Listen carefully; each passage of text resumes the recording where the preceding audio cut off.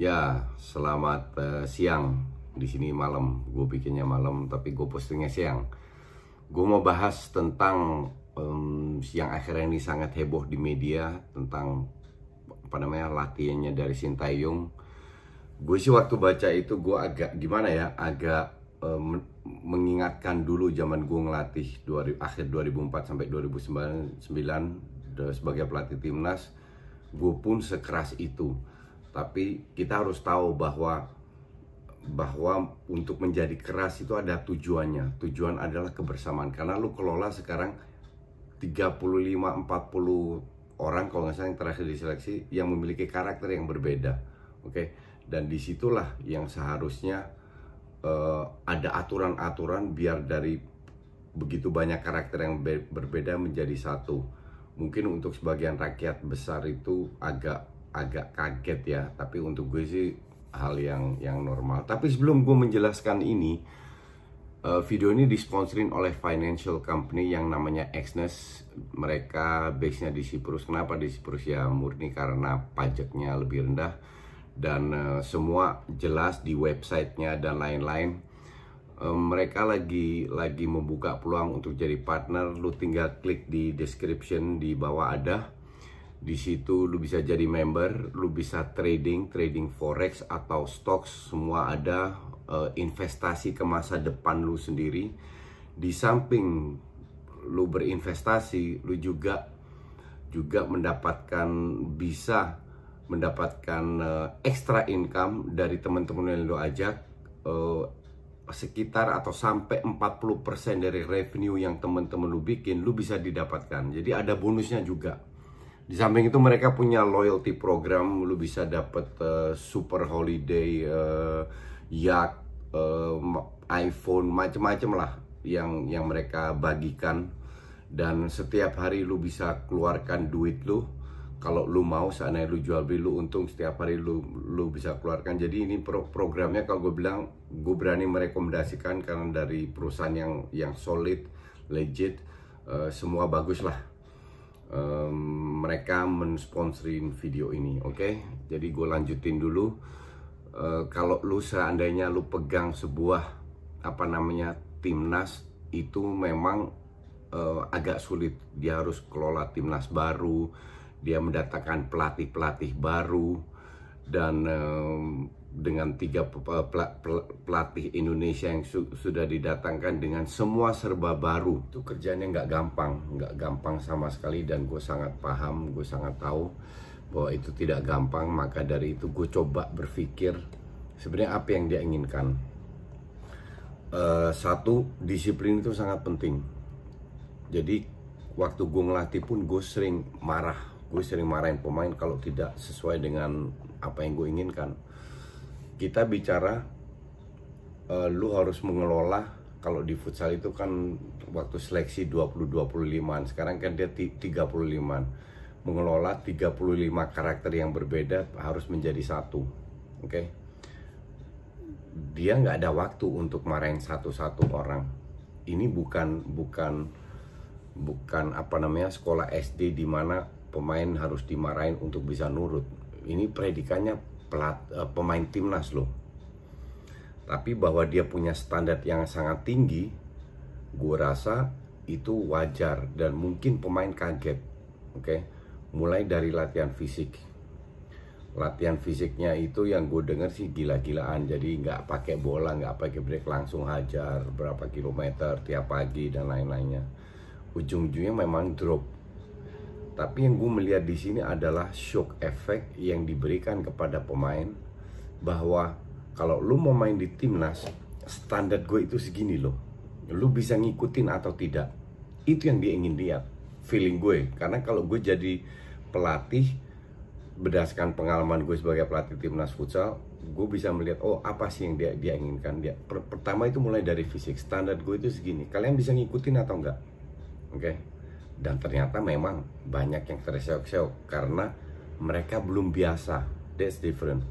Gue rasa ini juga memberikan sinyal kepada klub-klub bahwa pemain yang mau masuk timnas, ya kalian harus latih fisik dengan benar.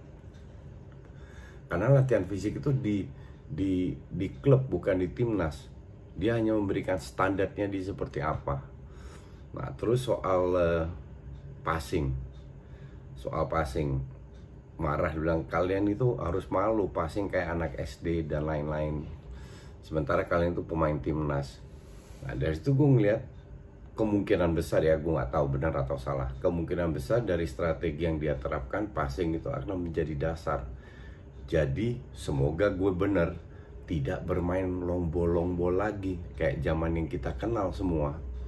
Nah, bener-bener membangun serangan dari bawah ke depan, yaitu lewat passing. Passing lu harus akurat. Kelemahan dari kita adalah, ini bukan salah pemain, karena dari kecil mereka itu tidak pernah diajarkan passing. Sementara gue sudah ribuan kali mengatakan, bahkan di futsal juga, bahwa sebuah strategi bisa berjalan lancar kalau akurasi passing lu benar. Kalau di luar negeri itu, di Eropa, passing itu nomor 1. Passing kontrol itu teknik dasar, itu nomor 1 yang harus dikuasai, bukan gocek-gocek cetak gol. Visi itu bisa dipelajari, tapi passing itu susah untuk dipelajari kalau dari kecil belum nggak diajari. Ini yang repot. Ini yang gue pengen tahu, bagaimana Sintayong mengatasi, apakah dengan berubah strategi atau dia memaksa pemain untuk melakukan akurasi passing tinggi. Dan ini sangat penting untuk permainan dia ke depan seperti apa. Kalau dia marah-marah, pemain ini harus berpikir bahwa dia marah itu bukan karena dia benci. Seperti yang gue dulu lakukan, gue marah karena gue lihat ini pemain ada potensi.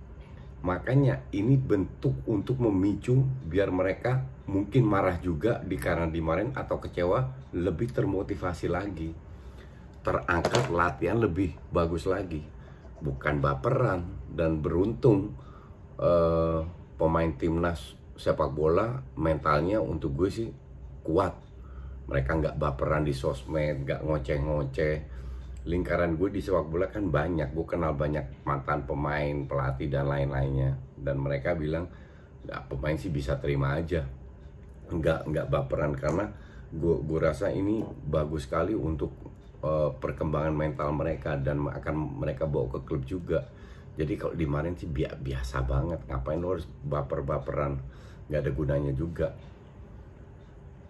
Jadi untuk gue ini sebuah plus point bahwa tidak ada, gue baca, gue denger pemain timnas sepak bola yang komplain, entah itu di sosmed, entah itu ke temen dan apa-apa. Untuk gue itu sebuah plus point. Jadi artinya mereka bisa terima kemarahan yang diinginkan oleh Sintayong. Oke? Dan masalah disiplin, gue rasa dia sudah menjelaskan. Gak boleh keluar malam, kalau keluar harus izin, pulang jam 10 dan lain, dan itu ada sanksi dan lain. Ya mungkin orang bisa bilang kayak anak kecil, tapi memang it works like that. Begitu di timnas itu seperti itu. Gue gak kaget karena gue pun sudah mengalami melakukan hal seperti itu pada saat gue menjadi pelatih. Very strict. Kalau orang bilang gue pelatih yang paling galak, ya fine-fine aja, gak ada masalah gue. Karena itu demi kepentingan, demi merah putih loh, demi merah putih, oke?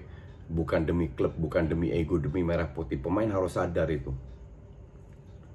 Pemain harus sadar bahwa Sintayong marah itu bukan karena dia benci, karena dia lihat kalian itu lagi dipersiapkan untuk bertarung demi merah putih, demi Garuda, oke? Dan itu gue selalu tekankan, makanya untuk gue pribadi nggak ada toleransi soal disiplin dan lain-lain, karena kita fight untuk Garuda, dan itu juga sudah ditunjukkan. Maka dari itu dia juga melarang gorengan. Makanan itu penting sekali, oke? Kalau lu order GoFood dari luar, lu pesen capcay, sayur sehat, lu tahu nggak isinya apa? Dikasih micin atau apa, kan lu nggak tahu. Tapi kalau lu di dalam, lu bisa makan, konsultasi dengan hotel, makanan gue itu begini. Dan itu sangat penting. Pada saat lu kurang makan, lu kurang istirahat, lu rentan cedera. Kalau lu cedera, lu udah seleksi, yang rugi siapa? Timnas. Bukan lu sendiri, timnas yang dirugikan. Ya, ini yang gue harap ada perubahan dari pemain timnas di bawah Sintayong ini, bahwa semua yang dilakukan oleh Sintayong bukan untuk dia sendiri, tapi buat timnas kebersamaan. Dan gue sih somehow gue yakin pemain-pemain yang sekarang ini yang berada di Liga 1 itu cukup profesional untuk bisa menjalankan semua apa yang diinginkan oleh Sintayong. Kenapa gue yakin? Karena ya di sana ada contoh paling bagus, Lillipali, Stefano. Gue yakin 1.000.000% dia disiplin. Atau semoga Mark Klok juga cepat masuk dari Mark. Kalau lihat IG-nya Mark Klok, dia latihan terus di saat dia istirahat atau pada saat di PSM orang liburan dia tetap latihan. Itu sikapnya itu sangat profesional dan mereka semoga bisa menularkan. Gue tidak tahu, dan kita, bukan gue aja, kita tidak tahu, tidak bisa menjudge Sintayong karena dia belum main satu match. Kalau lu bilang ya itu kalah lawan Persita itu sudah persiapan, dikit lagi liga sudah mulai, mereka udah siap tarung. Sementara yang gue dengar dari orang yang nonton match itu di stadion, pemain itu udah kecapean, pemain itu sudah kecapean, sudah habis-habisan. Jadi nggak ada artinya itu sama sekali kalah 4-1 dan lain-lain. Minimal pelatih sudah melihat apa yang dilakukan oleh pemain, mana yang bisa, mana yang tidak.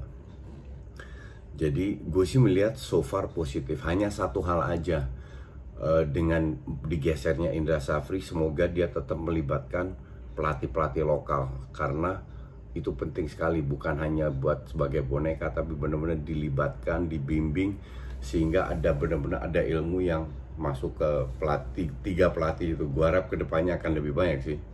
Tapi at least ini adalah sebuah start yang bagus. Gue melihat ini semua ada hal-hal yang positif yang dilakukan oleh Sintayong.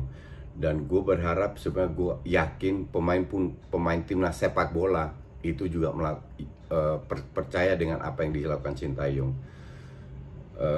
Ya karena gue dari orang-orang, gue nggak pernah dengar ada komplain dari pemain. Jadi gue cukup optimistis dengan timnas ini.